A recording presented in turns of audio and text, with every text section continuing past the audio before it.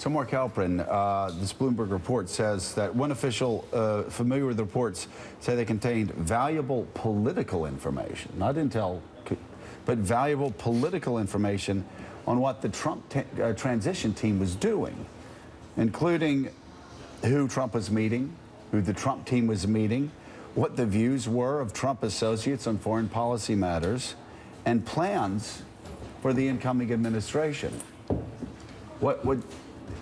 I don't understand. If that report's accurate, it begs a lot of questions about what was going on, and people who want to dismiss it as routine, I think, are uncurious. Well, what if Dick Cheney had asked for the unmasking of names for Barack Obama's incoming administration? I mean, it's a very simple question to ask the next time anybody says this is much ado about nothing. And again, we don't. There are a lot of things we don't know, a lot of questions we don't know. I do know this, though. I heard the Hallelujah chorus coming immediately on cue last night saying, and Richard's laughing because he saw it too, nothing to see here, move along, move along.